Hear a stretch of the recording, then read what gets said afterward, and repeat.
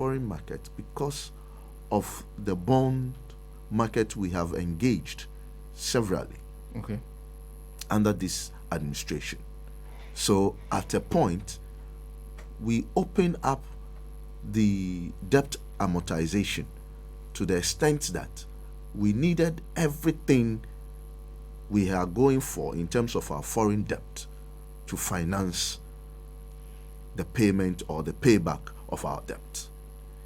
And that is where you realize that payback is horrible because you did not manage your income stream very well. So before you go for a debt, you would have to check, how much am I able to make? If you are not able to make enough, then you have no business going for some of these debts. It's as simple as that. It's not as if we will need some calculus and all sort of formulas to determine what we have to do prudently. To live a life that is of meaning as Ghanaians. Wow. Well, if you just join us, we're speaking to Nii Yarboi Annan. He says, okay, now let me understand this. We are planning to go to the IMF. We did e-levy first. You said it was not going to work. The time you said it was not going to work, was it because you saw that they were on the same path, or the economy was not the best time to introduce something like that? None of that. I was looking at the same figures. Okay. They were looking at. Oh, the same transaction figures they were shouting about. They were shouting about. I was also looking at those same transactional figures. Because they're talking about billions of cedis Yes, that are transacted yearly. Yes. As of April, right, we are doing about 438 million transactions. And then the value of those transactions is about 87.7 billion. So 438 million transactions, 438 million cedis. No, number of transactions. Okay, 438 million. 438 million. Okay. The value is 87.7. 87.7 billion. Okay. Now, if you strike the average per transaction, you'll be ending up with 216 Ghana cedis. This is the same computation I did earlier and said, look, take it or leave it. Some transactions definitely will be higher. Okay. But you are not going to get on a monthly basis 600 million. You cannot reckon that much. On the backdrop that this was a policy that also lacked support from the people. Okay. So it lacked public support. Yes. And any time you touch the secondary market, not the primary market, you touch the secondary market like our financial services and insurance services, it will backfire. Why? It is only when you have comfort at the real sectors, then you can think of touching the secondary market. Explain that. Okay. So when we engage in construction, we engage in agriculture, in trade and all that. These are real sectors. Okay. This is actually doing business. Okay. The effect of doing business within the real sectors determine what happens at the financial sectors, Of course. which are considered non-real. Okay. So, if I make more money, certainly, in my construction business, I would go save more. Okay. I would use the bank to do more transaction. I will engage in more payments. I will be spending and all that. Okay. So activities of the banking in the banking sector will grow. Okay. In the case where the construction sector is stagnant, Okay. it's not moving, there is no injection in that sector, You cannot therefore say that in the secondary business level, you would be able to have more activities and enthusiasm in that area. If the economy was booming, a lot of people will not look at those charges. But this is an economy that wasn't booming. That has been stagnant for a while. So how do you direct your focus to the non-real sectors? You are bound to fail. And observing the market is also very, very important. To be a good finance minister, accountant, an economist, you must be a good observer of the market. You must be a good watcher.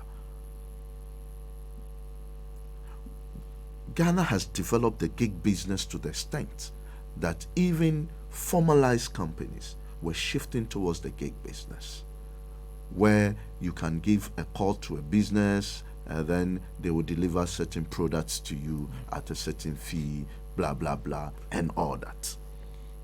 So ask yourself, if I have a motorbike to do delivery for me, why can't that motorbike also pick up my cash for me?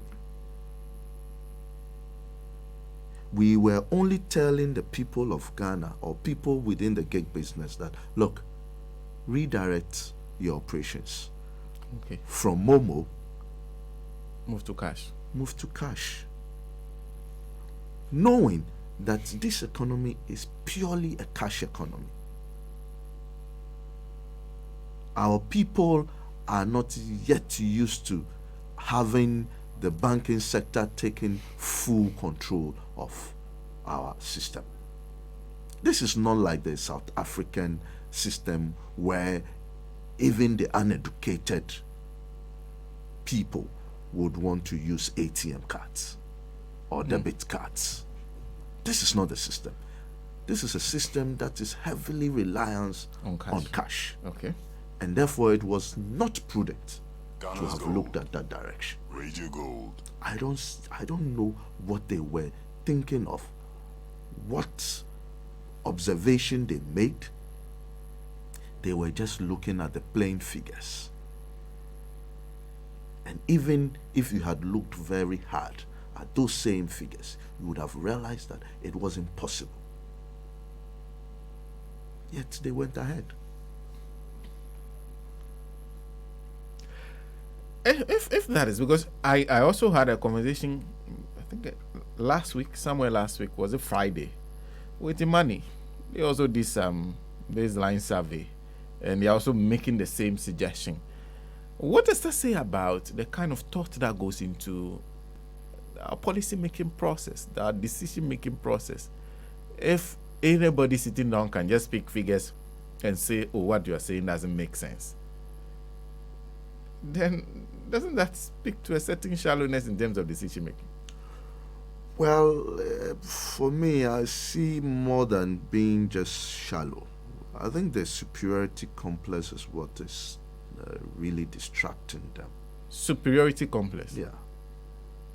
As in the people we are employed into government believe that the rest of us don't have what it takes to match their mental faculties. oh, they know better than everybody. Exactly. And where do you see that? Well, you see, policy, have taken a policy decision. There are a lot of factors that goes in. Okay. A lot of brainstorming that goes in, even on the level of just our small businesses, to take a certain decision that affects your customers. You would need to think through it, because the world is a competitive stage. Mm-hmm. And don't let us think that Ghana is not competing. We are competing Ghana's gold. with almost everybody Radio Gold. on this continent and outside this continent. We are competing in terms of raising funds and all that. We are competing in terms of all these things. And therefore, when you sought to take a decision, you must really bring all minds or all brains on board. Okay. What this government don't want is people who do not agree with what they are thinking. Oh, they do not do well with dissent. No, they don't. No disagreement. You No must agree with them. disagreement. No, you don't have to disagree with them. And that is where the superiority complex comes in, where they feel that what we are thinking of is of so superior, is from a superior mind to the extent that they don't see you, poor you probably from Odan Secondary School or from Oh, yeah, I went to Sogakope. Sogakope and all that. They don't see you as somebody who should talk back at them or mention a different perspective towards what they are saying. No, they don't. So the big question of every policy making process being subjected to scrutiny is not missing. there. It's So not it there. just comes out of their brain It's straight. not there. They think it's the best speak, idea. Speak to people even within the Ministry of Finance. Well, they are quiet because, of course, they are on government payroll. But speak to them. You speak to them in private, and most of them do not like what is going on.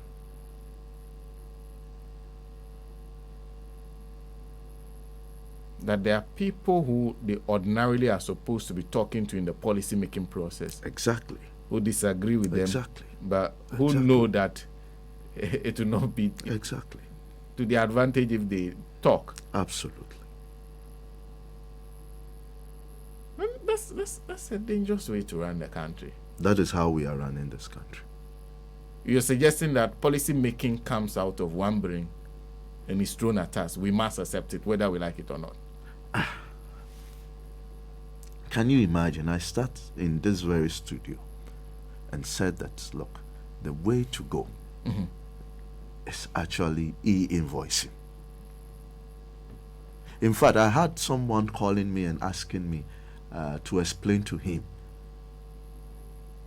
on government side what I meant by this e-invoicing. Okay, after you said it. After I said it, I don't know what was going through their heads before I could say, Jack, they have brought up this policy when I think he met the press at the Ministry of Finance and said they are introducing EVAT. I can tell you on authority that monitoring what they are doing now has no resemblance with e-invoice. The EVAT that they ultimately ended up with has no link with e-invoicing. Exactly. Okay. So you just introduced, you said instead of e-levy, they should have Yes. done E-invoicing. What does the e-invoicing mean? Well, you see, all over Europe, one of the largest contributor to the revenue of most of the European nations is VAT. VAT. Okay. And that Which is- we have. Which we have. Okay. Which is also towards the real sectors, Okay. you know. But one of the things you would realize is that connivance in terms of paying indirect taxes or avoiding the payment of indirect taxes is very high. Okay. Early times when it was introduced in Europe and all that. And of course, I mean, purely in human nature, this is what we are. We would try and dodge tax and all that. I mean, nobody wants or likes paying taxes. Okay. But it is a responsibility we will all have to take up. So what happens is that you find people who bring in goods, commodities, services, and all that, and they will agree that, look, I add my margin. VAT is a marginal tax. Okay. So whatever profit you add to whatever your cost is opens you up to pay something later to what has been paid already, and it is being paid by the final consumer. Okay. So that is how it works. Now, people bring in goods into this country, and you can no longer monitor where it goes. So when I proposed e-invoicing, the target was not those who are in compliance. Okay. The targets are those who are able to escape the tax net in terms of the indirect taxes, Okay. so that we can rope all of those people in. And I did say that if we get that right, we could be raising about 50 billion more to what we are raising. But guess what? They are running a pilot On the EVAT. on the EVAT with one of the major distributors of commodities in this country. And that distributor you see as He's being in compliant. compliance, yes. Okay. Even if he's not in compliance, he's largely in compliance. Okay. So they are not a target. But trust me, because of arrogance, we will fail with this as well. Because we don't want to engage. Anytime the Ministry of Finance or the other agencies had engaged the people of Ghana, it is on the premise that we are the bosses and you are our small boys and girls. Just take it. This is what we are saying. Look, we have a finance minister who told us that if he had listened to some of us,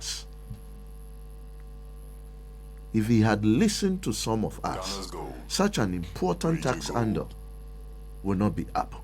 But you know what? You did not listen to us.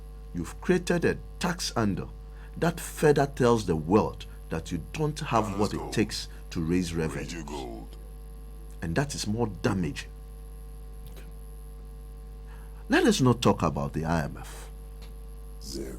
They took a path, and I challenged them to stay on that path. You The know e-levy why? path. Yes. I challenged them to stay on that path. You know why? Because you do more damage to your credibility. If they change their path. Yes, because if you are supposed to be treated for simple malaria, the treatment is different. The number of injections you will get is different. But if you are being treated for malaria plus, you know the number of injections you will go for. If we should today go to the IMF, then we should be prepared for stringent measures, because the hole they have dug is too deep now. The hole in the economy It's too has deep. widened. Is deeper. In fact, I will say it again. This is a collapsed economy. A collapsed economy. Yes. A collapsed economy. What do you? Okay, so explain why you call it a collapsed economy. There are those who say we are challenged. We haven't gotten to a point of collapse yet. What would you wait to see to tell you that you have collapsed? Most of the investments we have invested into have become mold. They are all mold investments. They are what? Mold investment. MAL. Okay. INVESTMENT. They are mold investments. Okay. Okay. Those investments have failed. Like which one? Any of them. We have put in about 1.3 or 1.4 billion into Agenda 111. It has failed. Okay. We've put so much into one district, one factory in terms of tax exemptions and all that. It is failing. It has failed. But the factories, they say factories are up and they are operating. Well, we should see that in the tax revenues. But it takes time for industries to actually start showing results, doesn't it? I mean, what form of industry is that? Look, look. If you have industries, right, that you have given them tax exemptions, then they must give us something in back. in return. What they will give us is increased production. Okay. And a rise in your GDP and foreign exchange.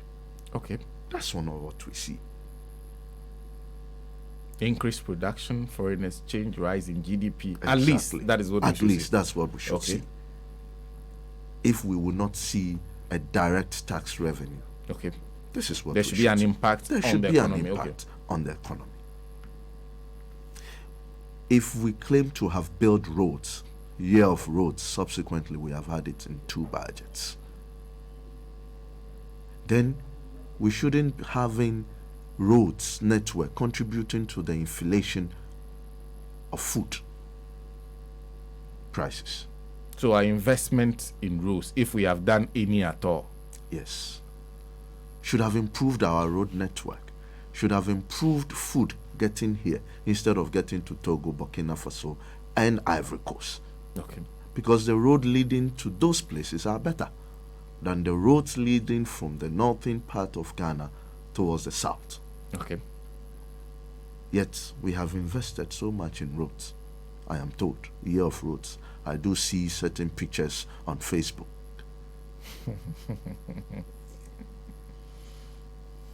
How have that contributed to prices? Negatively. So again, it has failed.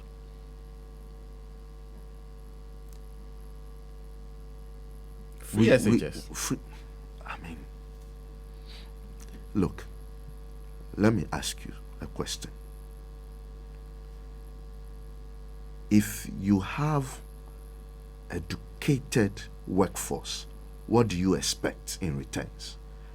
Efficient labor, more production, isn't it? Yeah. The free SHS, is it an investment that can pay for itself? No, it cannot. Because the level at which we are putting in the investment is not to prepare them for work. So we are going to have a lot of educated workforce, yet very inefficient. So we are training inefficient, educated workforce. Exactly. So you're suggesting that we are educating them not to help the economy? No, there is no help in the economy apart from speaking English.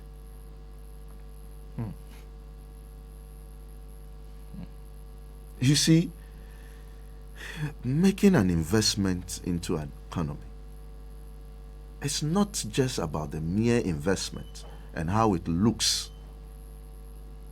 It is about what that investment is able to achieve in terms of productivity. So, if I am paying you, an educated workforce of Ghana, in whom a lot of investment have been put. Okay.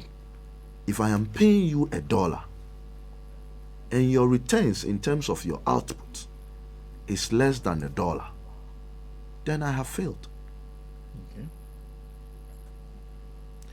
Just gross up our income tax, individual income tax,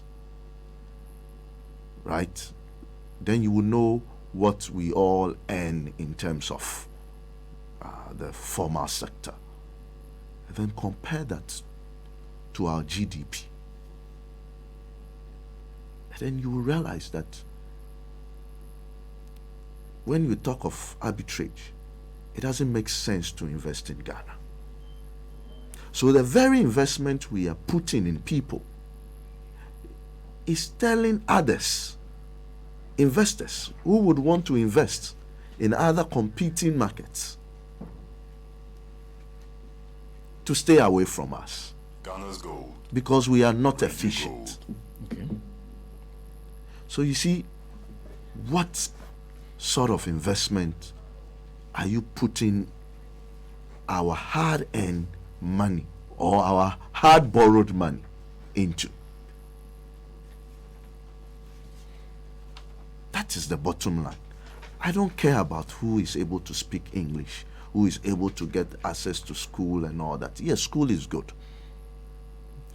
School is the equator. I mean, it's what can equate all of us, either from rich or poor home.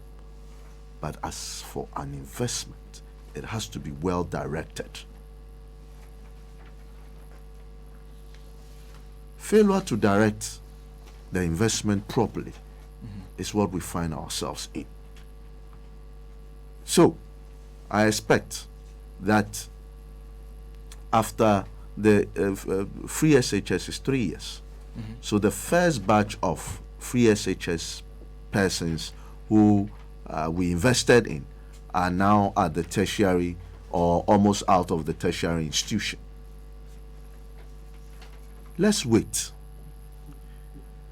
till next year and check how productive they are, or they would be. Okay. You know, because we started this, and I'm sure that those who first enjoyed it should be in the university By now. by now. Okay. I mean, in a year or two, they should be out. And let's Let's see. if they are able to afford university education, which Again, is another huge issue. exactly. So you see what we are creating. We are creating people who have gained some education, and the moment they are out of the secondary education and you are not able to direct those energies well, you will lose a lot out there. But what would be the level of performance? We all know the level of people we are training from the second cycle. What would be, how productive would they be?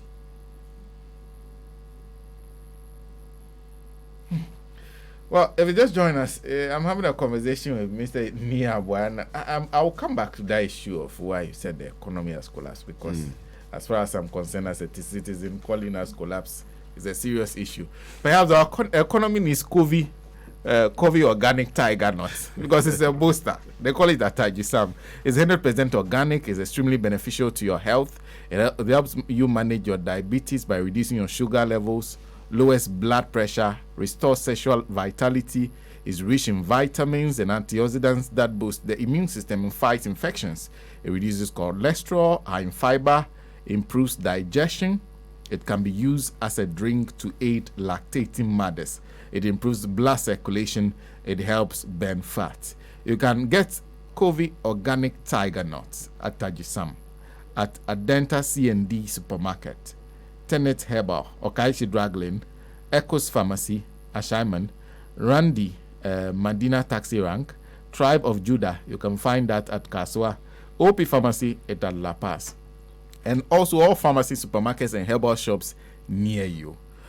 For more information, give them a call right now on 055 8400 265. 055 8400 265 or 0209 874557. So just walk into any pharmacy, ask of COVID organic tiger nut powder.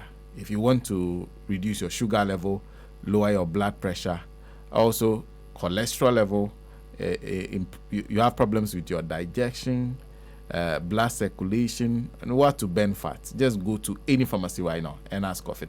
COVID tiger nut powder. Let your food be your medicine. Let's stay on food matters, because in Melbourne restaurants, a place that I've been to serve on several locations, this one there, I can testify. In fact, I haven't taken the rice and tomato stew before. I never knew he does kotomre stew. So now that you've done it, I have to taste that one too.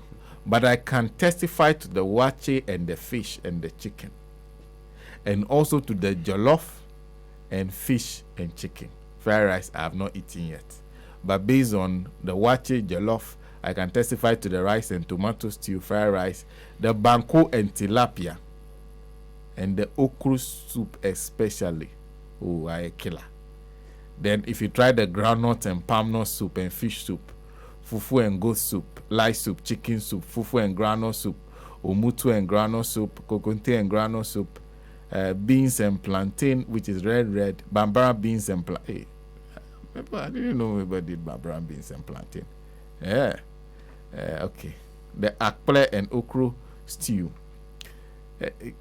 Charlie, maybe they have to try them. They do free deliveries. You can take orders for they also take orders for occasions. So if you want someone to cook for you whilst you're doing your wedding or anything, you can get in touch with them. From funeral through to weddings to parties, you can place your order today and get served with delicious meals. There's also sounds and light system also available. So if you're doing your wedding, you're doing your funerals, you're doing your parties, you call them for food, and you also need sound, just get in touch with them, because it's Mabel Restaurant and 2 a.m. sounds. Very good quality sound. They'll come to you and you will be a satisfied customer. But this morning, if you just want to have lunch, if you have breakfast, those of you have lunch for breakfast. Some of you don't take cocoa and those things like me. If you're one of those, and you want to go, you want to have some heavy breakfast this morning, go to Nungwa C5 Junction and Nungwa Latter Day Saints. So Nungwa C5 Junction and Nungwa Latter Day Saints, you'll get them. You'll get just ask of Mabel. They will show you. Go to Nungwa. Even if you just enter Nungwa and ask, where is Mabel Restaurant? Everybody knows there. From Teshio all the way up, they will show you.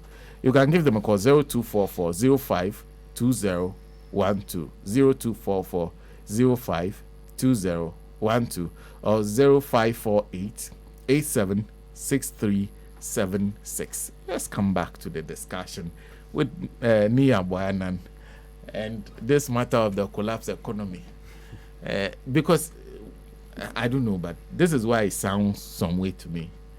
If you say something has collapsed, it means that you need rebuilding. Of course. And that essentially will take some time. You first need to restart. Restart? Yes. You think we need a restart? Shut down? Restart before you can rebuild. Okay, so at this stage you think we need to shut down? Yes. How? What is a shutdown supposed to look like? Discontinuing most of the projects you are investing money into. So discontinuing free SHS? Yes. One district, one factory? Yes. One village, one dam? Yes. As for National Cathedral, they say it's priority of priorities. So discontinuing all that? Yes. Putting everything back on the table again. Okay. Reassessing them. Okay. Making sure that these are investments that will be of immediate benefit to the economy. Okay.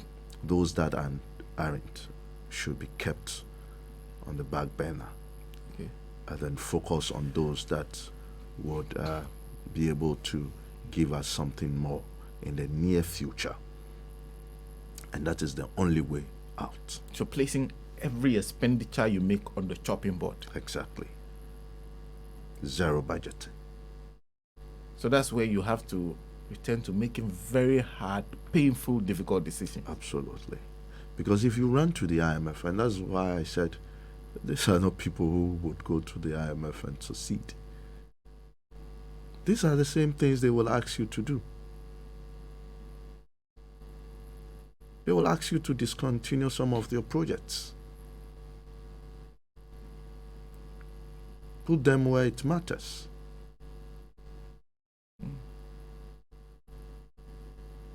I mean, there is no magic. It's a simple rule. You shut down, you restart, and then you rebuild, with the focus being on very productive sectors. That's the only way out. There is no other way. No matter where they go, they'll get the same prescriptions. Yeah. Because look, we failed with the monetary side. Where the monetary side is? I mean, the macro handling, our debt position, how we borrow, at what rate we borrow. Basically, the operations of the Bank of Ghana has failed us. Okay. But the heavier failure is at the physical side. Which is? Which is what we budget every year. what we put money into every year from the Ministry of Finance.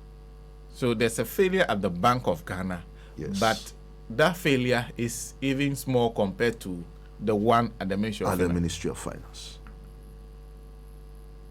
And You can afford to fail at the monetary level, okay. but don't try it. Don't come close to failing with the physical. Okay. So which means if you are taking expensive debts, Yes. but you are managing your expenditure, investing into the right things, Yeah. at least you look Exactly. good small. You will look good. But this one, we are taking expensive debts and wasting it. Wasting it, just consuming. I come back to the matter of the language. Because when you say all this, you always tell you that they have done fantastically well. Well, I mean, We said they were doing well until COVID came. Then COVID was worsening the situation. Now Russia and Ukraine started fighting. look, without COVID, we were going to finance a fiscal deficit of 41 billion. Without COVID. Without COVID. With COVID, we financed it and redirect certain investments into, yes, COVID related expenses to the tune of 44 billion. There isn't any difference, basically, with what has been planned already and what we ended up doing, Okay. if we are looking at just the values, Okay. not where we put the money. So please, let nobody deceive us. We were financing a deficit about 16 to 18 billion averagely, Okay. year on year. Okay. And then all of a sudden, in 2021, without COVID, the budget was read in November, I think. Without COVID, we were going to finance a budget of 41 billion. A deficit of 41 billion. What was it for? Yes, COVID came in somewhere around March. We had sent a revised budget to the IMF. We had subsequently brought in the mid-year, which I think was around July, was read in July. And we're going to finance an overall fiscal deficit of 44 billion. According to the government, that deficit is even supposed to reflect a sort of a cut down. A cut down. Like they were Look. reducing expenditure. No, there was nothing like reducing expenditure. We cut down the revenue side, right? And then we shot up the expenditure by 11 billion. And then we did about 13 billion on revenue. In fact, we were able to recover part of that 13 billion in terms of the outtake. So, in terms of revenue, we weren't worse off. So revenue has been doing well even in the midst of COVID. Yes, revenue did well. We are in getting the midst of taxes COVID. to project. Yes. Okay. Yes. You see, the revised budget, we exceeded it. Okay.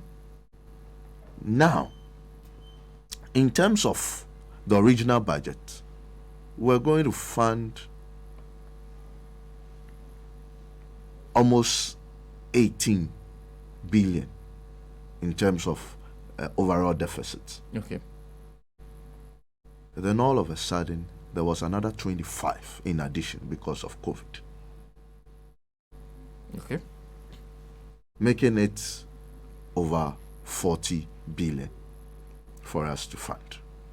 The issue here is, yes, COVID came. In terms of directly health, how much did we spend in there? And in terms of the budget's deficits itself, in terms of expenditure, the additional 11, did we stay within the 11 or we escaped the 11 billion? We did escape the 11 billion. Okay. It is reckless. It's as simple as that. So let nobody tell us that because of COVID, we chose to be reckless. That is all I hear. When I hear that some COVID of was these responsible for. Yes. What you hear is that they're saying COVID was responsible for the recklessness. For my recklessness, yes. I was reckless because it was COVID has struck, the pandemic has hit. That's what they keep telling us. Because the finance minister recently appeared before Parliament. One of the things he said, the money went to, I think he mentioned about 7 billion cedis, 7 to 8 billion cedis, which he said was supposed to make up for revenue shortfalls that the economy has suffered because of COVID. But you are saying that we actually did get the money. How do you make up for revenue shortfalls? Bottom line, you are financing a budget. Okay.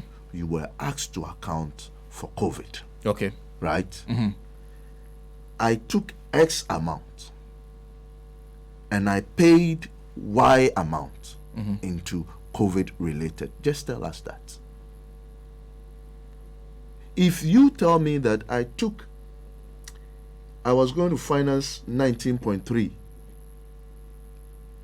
what I have spent is around 18, or whatever the figure is, since I don't know what really they spent, because all the figures, they don't tally. If you look hard at the figures they presented, they all don't tally. Look, tell me that this is what I got. Okay. Purposely for COVID. This is what I had spent for COVID. This is the leftover. This is what I use in terms of other budget operations. And that you don't even need to tell me. I raised so much for COVID. This is how much I have spent. It is another conversation to ask you that where is the rest of the money? Because if not for COVID, you are telling me that you want not to have revised the budget, which is not true. Without COVID, the Ministry of Finance would have still gone ahead and revised the budget. Okay. You are saying that without COVID, you wouldn't have raised some of the finances that you raised. Accepted. But you know that the truth of the matter was that you have already raked in about 3 billion in terms of the Eurobond. And you cannot go back to the Eurobond market again. And therefore, COVID was an opportunity to go for another 1 billion from the IMF. Which they got. Which they got. And you should see the speed at which they got that amount. And in that document, the joint IMF and Ministry of Finance document, in terms of assessing for the rapid credit facility, they had projected our debt servicing. Did we stick to it? The amount of money we're going to use to service our debt. Exactly. Did you stick to it? The original position when they were going to IMF was that the revenue shortfall will be 8 billion. And that was more reasonable. What necessitated the subsequent 13 billion? The excuse is that they could now assess the market very well. They are now understanding how the whole thing works and all that, and therefore it is 13 billion. How much do you end up with? You know the truth. You created a platform to bring in more money, whether borrowed money or whatever, when you do not know how paying back will look like. It's pure recklessness, nothing more. So we use the opportunity to bring in more money. Yes. Spend it on consumption. And we are struggling to account for it. Well, even the accounting is telling us that 80% of whatever we brought in, right, went to other sectors other than health. Yes. So did we really needed all those monies? No, we did not. But I think maybe perhaps the argument is Economic revitalization. Investing in a bank. 600 million in businesses, so-called businesses, but went to party people, right? Agenda 111, 1.38 billion. What stage are we in? We don't know. I mean, mention them. Free water, Free electricity. free electricity. How productive was that? When you have shut down economy and you say, okay, let me pay for you to consume and enjoy your televisions at home and enjoy whatever at home. When people couldn't move to the factories, when demand has dried down, you see, you have made the investment, but justify them.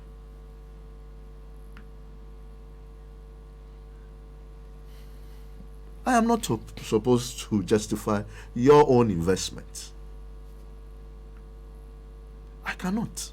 But on the matter of the free electricity, the argument was that you said the economy had basically come to a halt. We're having difficulties. People were home. Money was an issue to come by. At least they felt that the basics should be available. Electricity should be a bit cheaper. Water should be readily available. And that's why they made a decision like that. On the matter of the businesses, they realized that lots of businesses have suffered because of COVID. And they felt the need to bail them out. So it was sort of a bailout that they were offering. Okay, I will challenge government to this. They should let us analyze the free water, free electricity, and you realize the losses we have made in there. Losses, free water, Yes. free electricity. Yes. How? Look, we were doing almost 13. We were doing 13 million meter cubes for our normal consumption in terms of water. Okay. We are being told that shot up to about 25 million, which translates to 72 billion gallons of water. The highest rate of GWCL, it's 4 pesos a gallon. Okay. Government is telling us today they paid 6 pesos for a gallon that was consumed. GWCL Yes. charges 4 pesos. Yes. At the industrial level. So that's the highest Okay. for 40 meter cubes, which is around, I think, 10,567 gallons.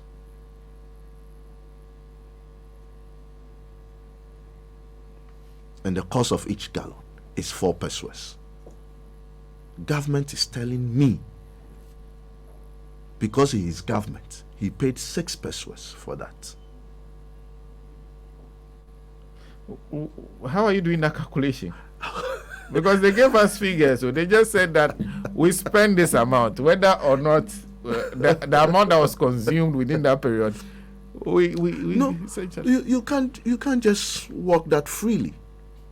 You can't just tell me. You claim you were accounting, then you should account to me. If I don't know the volume of water I spent, you have no business telling me the value of what I have spent. The two must go together. You must know the volume and the value you attach. Exactly. Because what determines the value is the volumes consumed. Okay. So it is very cheap on somebody's part to say that, look at just the figures, look at just the values. Don't look at the drivers of the values. Okay. Where do you do that? I'm saying, I am challenging them. They should let us also go down to the electricity in terms of our capacity, assuming we are paying for everything based on 1,039,000,000 for that 3 months. They should bring the figures. Let's work out. Let's look at the tariffs from ECG. And let's see that, are we paying above the market rate, or we are paying exactly the rate we are supposed to pay? You don't go around and waste money and come and tell me that I should take it because you are a finance minister. Or you think of us as fools that we are not able to put the figures together.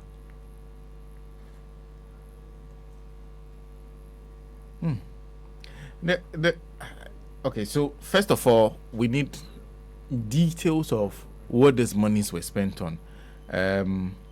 Okay, so if you spend the amount you said you spent on water,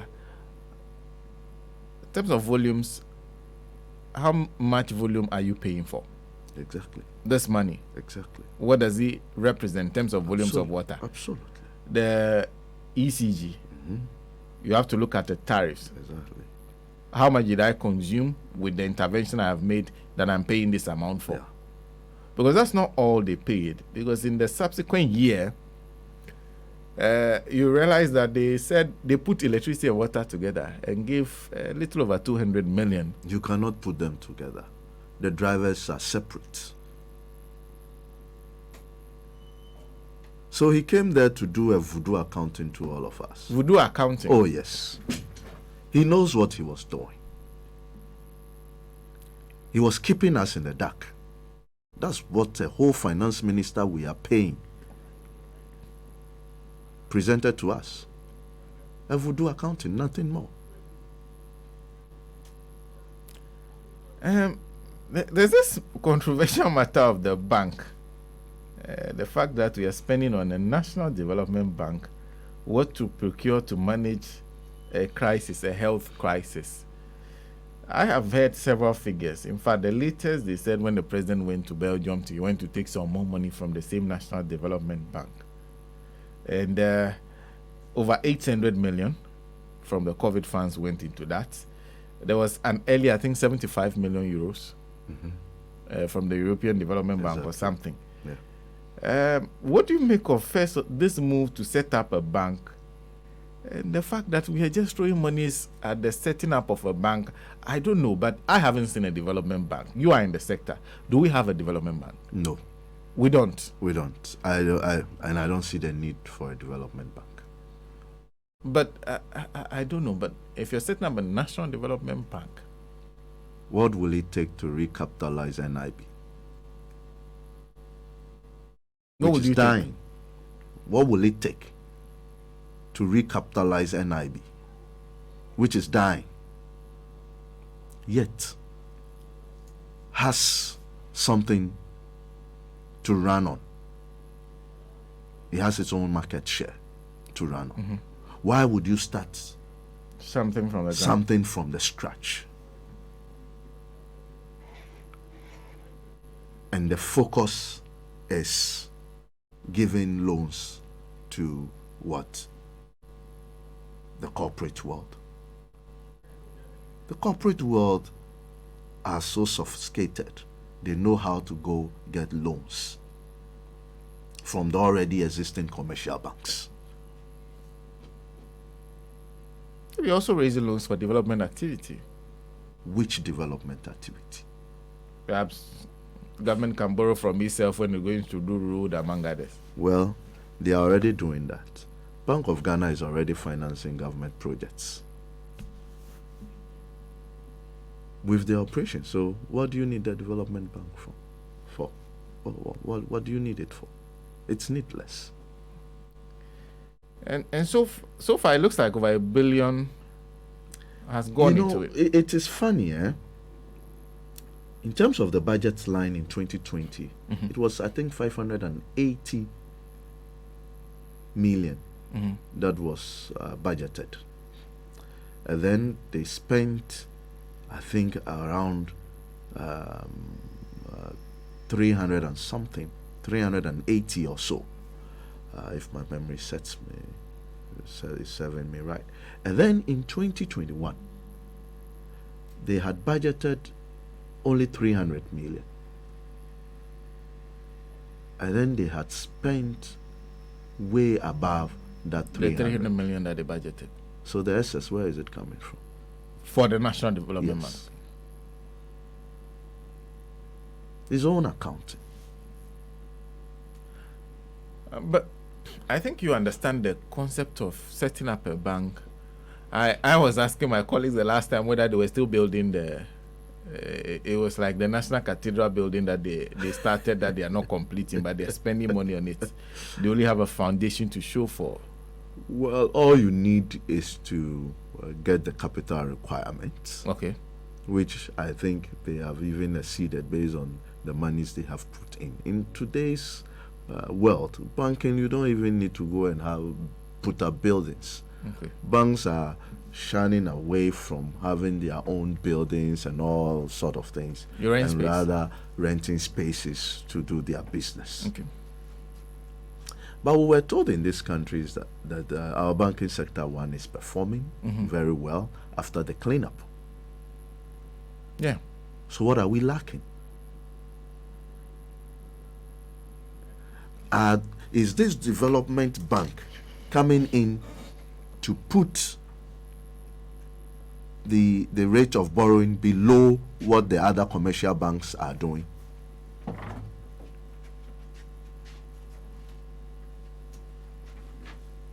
I mean, what is the essence?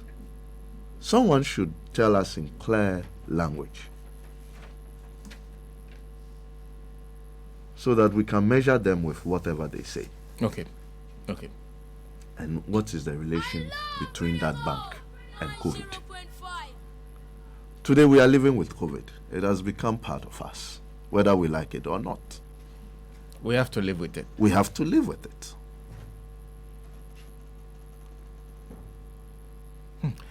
I also want to, so whilst we are there, because nowadays a few things have come up recently. One, what do you make of this whole talk of a national cathedral and the money is being spent on it in the midst of where you're saying the economy is at a place where spending has to be carefully done? We've heard that because now we are counting over 200 million Ghana cedis spent on a national cathedral from public funds. The project has moved from $190 million. Now we are looking at 400, from 100 to $400 million. What do you make of everything you're hearing? Well, in a nice way, in terms of the cathedral, I have tried to stay away from it until today.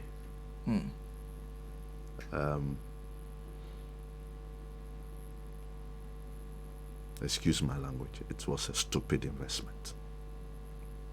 The investment to the cathedral? It's stupid. Why? The cost cannot be 200 million. The cost of buildings on those roads throughout that place that was demolished is a cost to government and to the people of Ghana. Okay. That has to be valued. Either two, there were people living in there. It cost us something to replace them. That is one. Two, the land itself is so valuable, looking at where it is situated. Again, what they have pumped in. And the reason for me saying, and excuse my language, that it is a stupid investment. I have stayed away because of the respect I have for most of the people on the board of trustees. That is why I've stayed away from it, because calling it stupid makes it look as if you are calling them stupid. So you felt your view was too strong? Yes, and that is why I tried to stay completely away from it. I had neither commented on it on my WhatsApp status or even on Facebook. I have stayed away completely. But you see, the issue is, and more insulting to our intelligence, is where someone says that the cathedral will give us more than we are investing in. In what form and shape? Bring us your projections. Okay.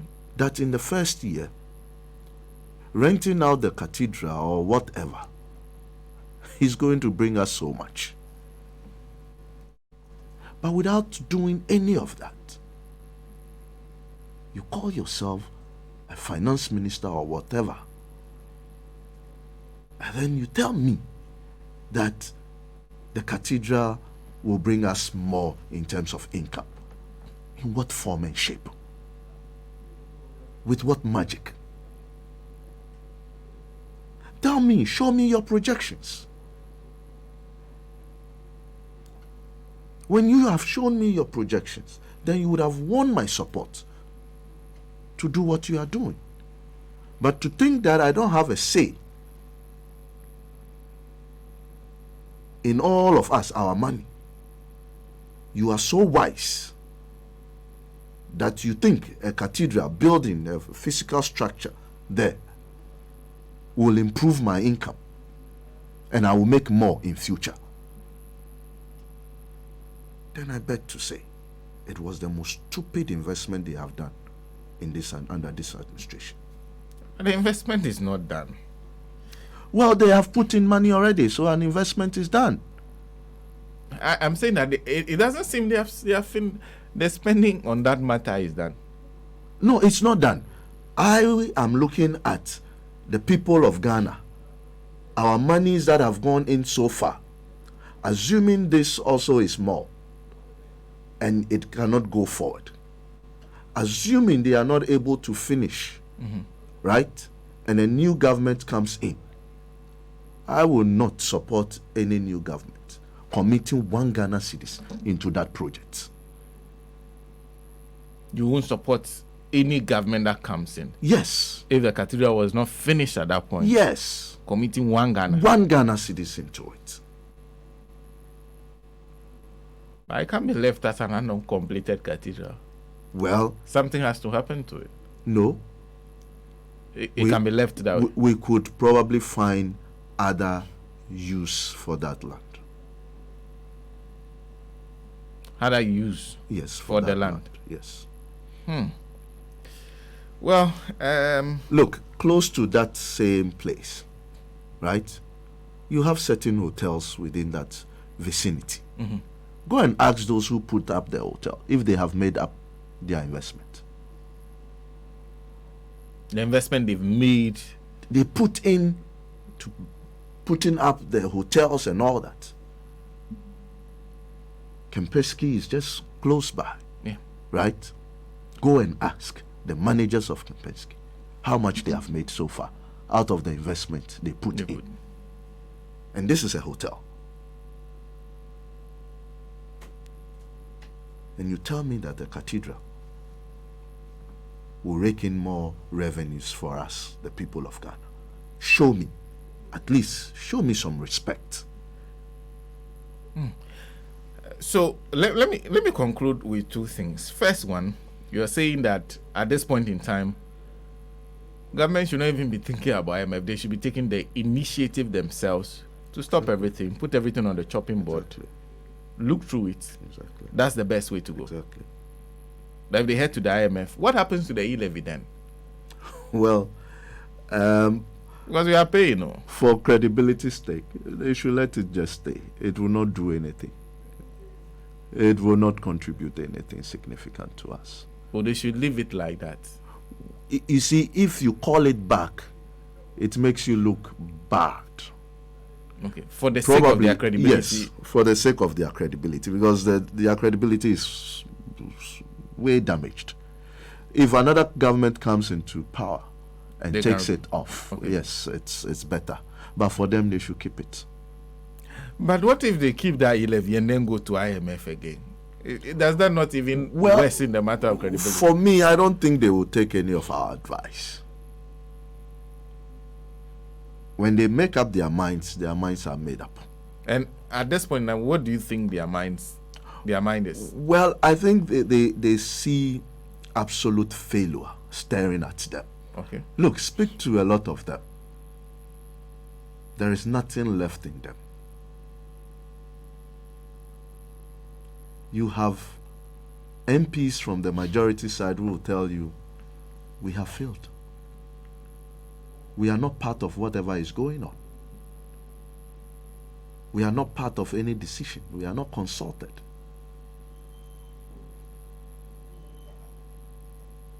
There are people serving in the government, I am telling you, who are equally not happy with what is going on. But the fact that they cannot speak, then they are part of whatever is going on.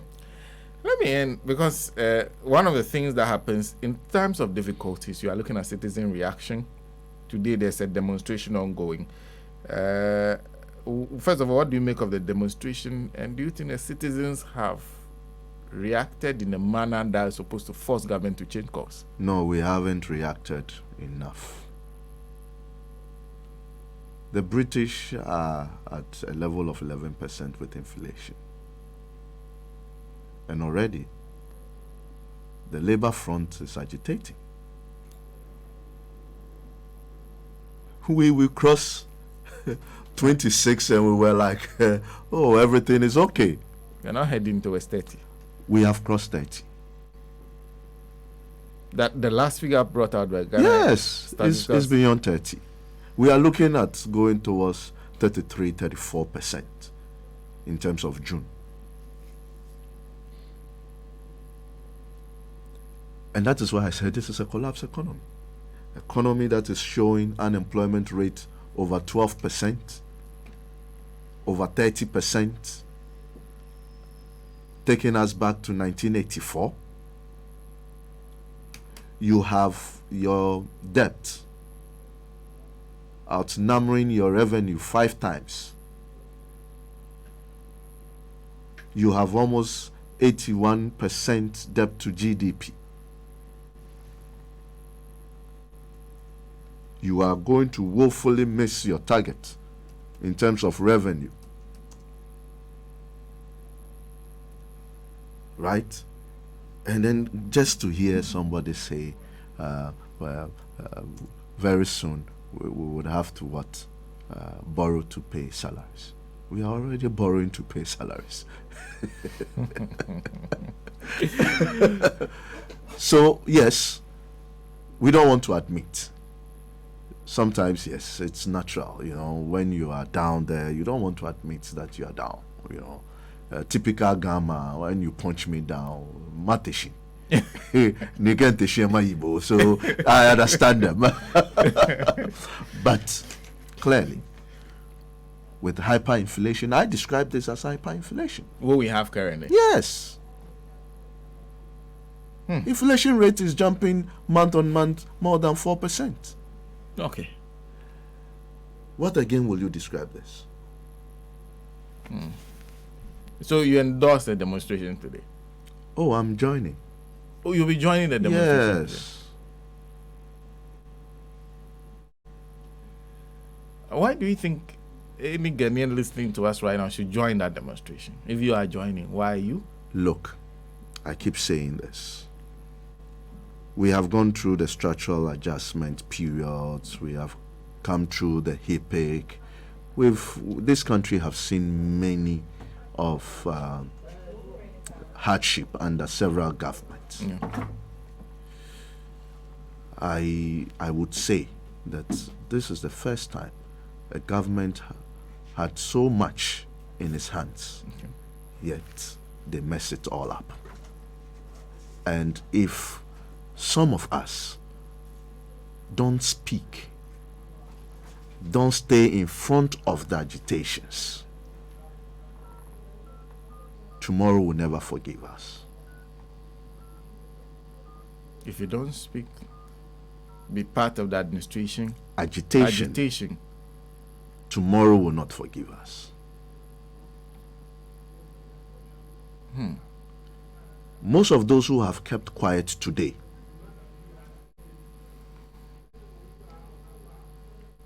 will not be able to speak in this country ever again. If you're quiet today, you will not be able to speak ever again in this country.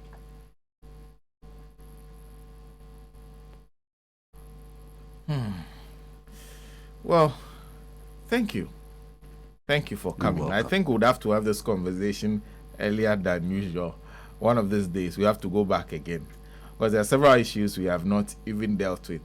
The matter of the approach to dealing with Felicia, among others. But thank you for making time today. You're welcome.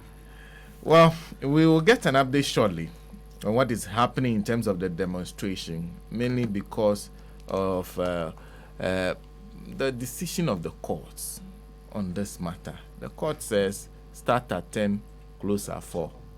The demonstrators say, and also use Farisco and then at the Blaster Square. The demonstrator says, we'll use Nima, go through to the Flagstaff Jubilee House. Question is, what will happen? So if we do get one of the organizers of the demonstrators, we'll get an idea, because the people are supposed to be gathering there from 10 a.m. to 12 p.m. So it's 5 minutes to 10. So we want to know, what should people be anticipating in terms of the arrangement? Well, we have Senom Dramani Jamadu on the line, who is a leading member of Arise Ghana. He is at the venue currently. Senom, thank you for speaking to us. Yeah, thank you very much, and good morning to your esteemed listeners. It's wonderful to have you on the line. Are people turning up? Yes, people are turning out. In spite of the police, the confusion the police have created around the time, but people are, coming here. They are trooping in. Okay, so explain to us the timelines you're working with. You said people should gather from 10 to 12. What happens? Yes, members or people who actually want to participate in this demonstration, they keep calling us to make sure, to ensure that, or to inquire whether the demonstration will come up successfully. And we keep telling them that the demonstration will come up. That is why early this morning I got here before 6 o'clock just to send a signal that the demonstration will definitely take off from the Oblast Port as scheduled. So that is what is happening now. So people are not trooping in. And giving the enthusiasm and the energy in the people now to manifest their anger and displeasure, the dissatisfaction that they have about this administration, they are turning out here, regardless of the time we have put that 11. They will, judging from the energy on their faces, the excitement on their faces, the displeasure, they will even be here after 4 o'clock to proceed. They will have no problem at all. They don't have problem from the way they are here. Okay, but for somebody who is listening to you, how will the demonstration proceed? Which rules are you using? Where would you end up? What's the agreement? Yeah, fortunately, Radio Border and I have some special arrangements. So I'll be bringing you up to speed about the development in terms of when we are going to live here and where we will go and where we will do the ticketing and the tickets and all that. I'll be bringing you to speed with all this. Okay, but everybody who is interested can make their way there right now. Everybody can. Oblast Port, Kwame Nkrumah Center, aka Dubai. Mahama Dubai. Okay, so Senom Dramani Jamadu is there at the Oblast Port currently, so you can join him. We'll be getting you updates as to how it will proceed in our subsequent programs. But thank you for speaking to us, Senom. So that's Senom.